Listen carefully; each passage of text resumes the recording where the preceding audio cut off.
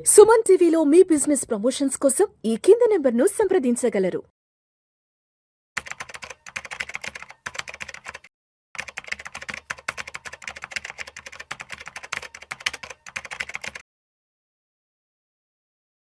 So, Telugu రాష్ట్రాల ప్రజలందరికీ కూడా బంగారం ప్రైజ్ ఎవరు డిటర్మైన్ చేస్తారని చాలామంది క్వెషన్ ఉంటుంది.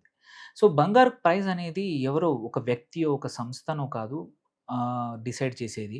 ఇది చాలా ఫ్యాక్టర్స్ ఉంటాయి. బంగారం ప్రైస్ పెరగడానికి, తగ్గడానికి చాలా రకాల ఉన్నాయి. ఒకటి పక్కా సప్లై అండ్ డిమాండ్. ఎక్కడ సప్లై ఎక్కువుంటే కొంచెం ప్రైస్ తగ్గుతుంది. డిమాండ్ ఎక్కువుంటే ప్రైస్ పెరుగుతుంది. అది వెరీ సింపుల్. అట్లాగే యూఎస్ డాలర్ స్ట్రెంత్. ఎందుకంటే మన కేస్‌లో ఎస్పెషల్లీ ఇండియన్ కేస్‌లో మనం బంగారం 90% బంగారం మనం ఇంపోర్ట్ చేసుకుంటాము. అది చేసుకున్నప్పుడు ఏంటంటే యూఎస్ డాలర్ మారకంలో చేసుకుంటాం కాబట్టి ఆ స్ట్రెంత్‌ని బట్టి కూడా మన బంగారం ప్రైస్ మారుతా ఉంటుంది. అట్లాగే interest rates. US interest rates వేరే లోకల్ అదర్ ఇంట్రెస్ట్ రేట్స్ కూడా. ఇంట్రెస్ట్ రేట్స్ తక్కువగా ఉన్నప్పుడు ఏంటంటే బంగారం వైపు ఎక్కువగా ఇన్వెస్ట్ చేసే అవకాశాలుంటాయి. ఎందుకంటే అక్కడ డబ్బుల కన్నా బంగారంలో సేఫ్ హెవెన్ లాగా మంచి రిటర్న్స్ వచ్చే అవకాశం ఉందని ఇన్‌స్టిట్యూషనల్ ఇన్వెస్టర్స్ కూడా బంగారం వైపు మళ్లుతారు కాబట్టి డిమాండ్ పెరిగి ప్రైస్ పెరుగుతుంది. అదే ఇంట్రెస్ట్ రేట్స్ పెరిగాయంటే అటు డెట్ మీద, అప్పు మీద, దాని మీద బాండ్స్ మీద డబ్బులు మంచి రిటర్న్స్ వస్తాయి కాబట్టి బంగారం నుంచి డబ్బు అటువైపు మళ్ళినప్పుడు బంగారం ప్రైస్ అనేది పడిపోతుంది. దాంతో పాటు ఇన్‌ఫ్లేషన్ కూడా ఒక మేజర్ ఫ్యాక్టర్. ఇన్‌ఫ్లేషన్ పెరిగితే బంగారము ఇన్‌ఫ్లేషన్‌కి హెడ్జ్‌గా వాడడం వల్ల డిమాండ్ పెరిగి బంగారం ప్రైస్ పెరుగుతూ ఉంటుంది. అట్లాగే జియోపొలిటికల్ టెన్షన్స్ ఇప్పుడు ఇట్లాంటి యుద్ధ పరిస్థితులు ఏదైతే ఇరాన్, అమెరికా మధ్యలో జరుగుతుంది గానీ, ఇంతకుముందు రష్యా, ఉక్రెయిన్ జరిగినప్పుడు కూడా సేఫ్ హెవెన్ లాంటి ఒక యాసెట్ కోసం బంగారం మీద ఇన్వెస్ట్ చేసే అవకాశాలున్నాయి. మన ఇండియన్ మార్కెట్‌లో చూస్తే గోల్డ్ రేట్ అనేది గ్లోబల్ ప్రైజెస్ ఒకటి. దాంతో పాటు లోకల్ ఫ్యాక్టర్స్ కూడా పక్కా యాడ్ అవుతాయి.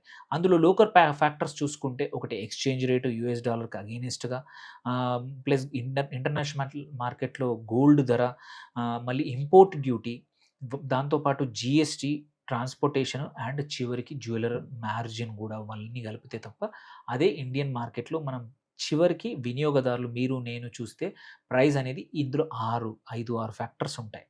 సో, ఇవన్నీ కలిపితేనే షోరూమ్ ప్రైస్ అనేది ఒకటొస్తుంది. దాని మీద మళ్ళీ ఇంకా మేకింగ్ చార్జెస్ అని, వేస్టేజ్ అని అవన్నీ యాడ్ అవుతాయి.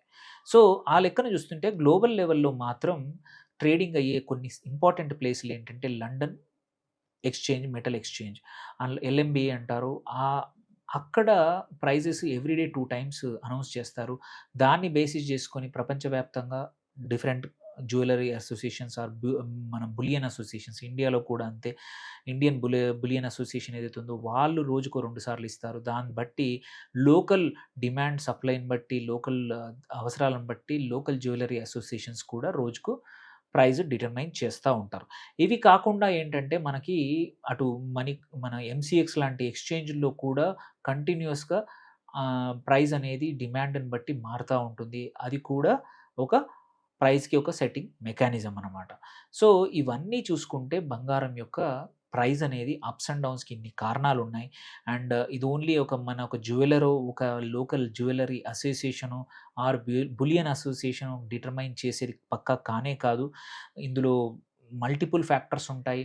గవర్నమెంట్ యొక్క డ్యూటీ కూడా ఉంటుంది. దాని మీద ఉండే జీఎస్టీ ఉంటుంది. ఇంకా ట్రాన్స్‌పోర్టేషన్ యాడ్ అవుతుంది. అండ్ లోకల్ వీళ్ళ మార్జిన్స్ ఉంటాయి. సో, ఇట్ ఈస్ ఓన్లీ ఒక గోల్డ్ అనుకుంటే మాత్రం తప్పే.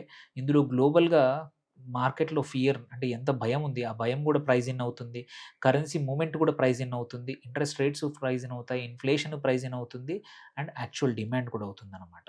సో, గోల్డ్ ధర అనేది ఒక్క ఇంటర్నేషనల్ మార్కెట్‌లోనో లేకపోతే ఇంకెక్కడో చూసి మాత్రం ఆహ్, మీరు ఇదే ప్రైజ్ అనుకోవద్దు. So many other things add అవుతాయి. హోప్‌ఫుల్లీ ఆహ్, ఈ ఇన్ఫర్మేషన్‌తో ఏంటంటే గోల్డ్ ధర ఎంత కాంప్లెక్సో, ఎంత కాంప్లికేటెడో అర్థమైందనుకుంటాను. Thank you.